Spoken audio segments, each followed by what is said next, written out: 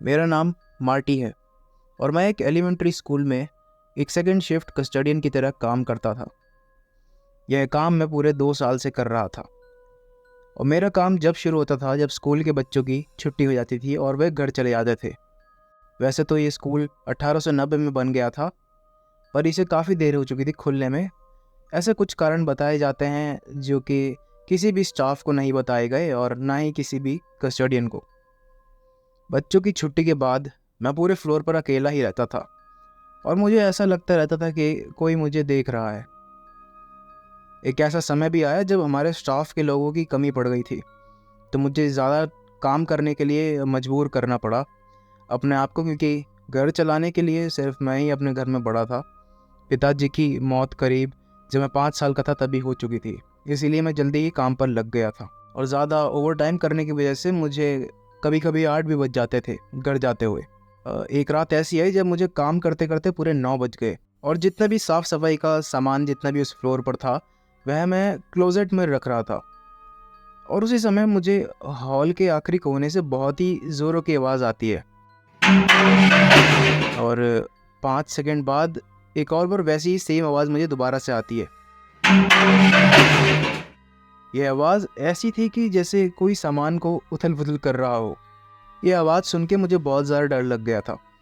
मुझे यह लगा कि कोई बिल्डिंग में है, लेकिन मेरे अलावा छुट्टी के बाद कोई भी बिल्डिंग में नहीं होता था।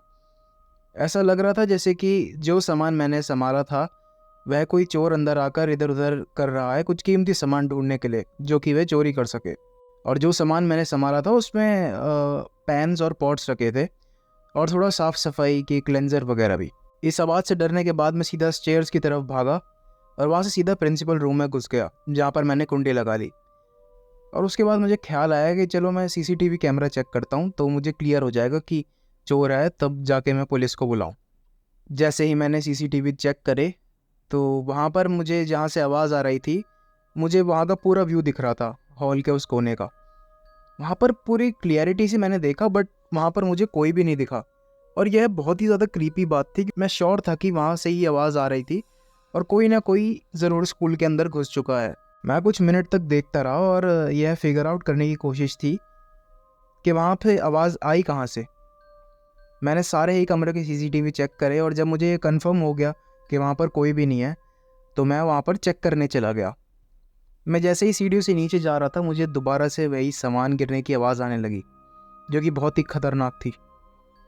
हॉल बड़ा होने की वजह से वह पूरे स्कूल में गूंज रही थी। बहुत ही हिम्मत करने के बाद जब मैं सीढ़ियों के आखिरी में पहुंचा तो मैंने वहां से अपनी मुंडी बाहर निकालकर थोड़ा सा झांकने की कोशिश करी, तो वहां पर कुछ भी उथल फुथल नहीं हो रखा था। वहां पर जैसे मैंने सामान रखा था बिल्कुल वैसे ही था और मुझे पूरी गारंटी थी कि यह आवाज़ जो थी वह हॉल के उसी कोने से आ रही थी। लेकिन सवाल यह था कि जब वहाँ पर कोई है ही नहीं तो वह आवाज़ कर कौन रहा है।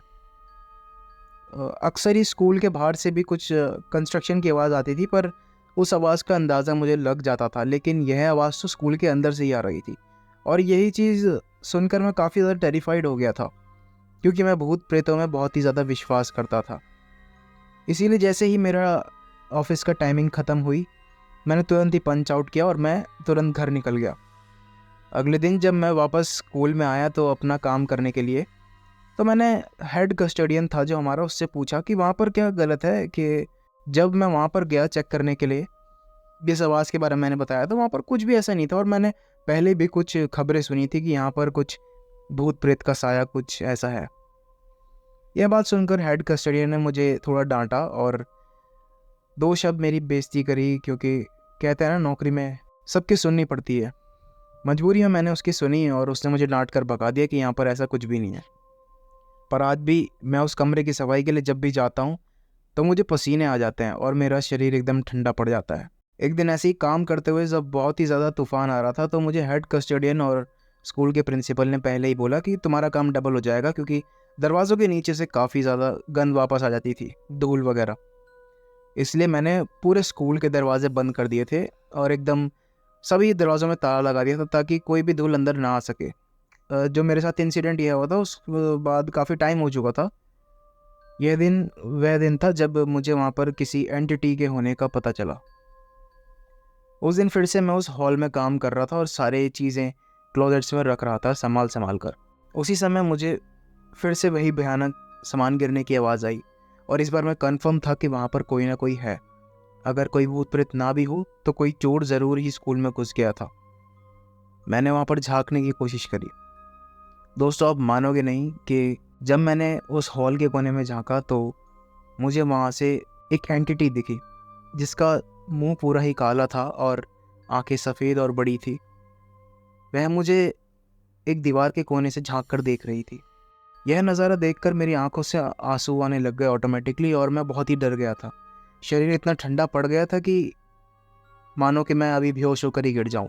मुझे लो बीपी की भी प्रॉब्लम थी जिससे कि मुझे तुरंत ही चक्कर आने लगे। पेट में ऐसी झंझनाहट से उठ गई जैसे कि कितने ही माइनस टेम्परेचर की हवा मुझ पर लगी हो और मैं ठंड के मारे कांपने लगा। यह नज़ारा देखकर मुझे बिल्कुल ही उम्मीद छोड़ चुका था मैं कि मैं यहाँ से बचकर निकल पाऊँगा। लेकिन जैसे तैसे हिम्मत कर मैं उस स्कूल से निकला और मैंने तुरंत ही रिज़ाइन कर दिया। मुझे आज भी वह नज़ारा याद है और मैं जब भी उस स्कूल के सामने से गुजरता हूँ तो यह प्रार्थना करता हूँ कि मुझे दोबारा इस एंटिटी का सामना करना ना पड़े।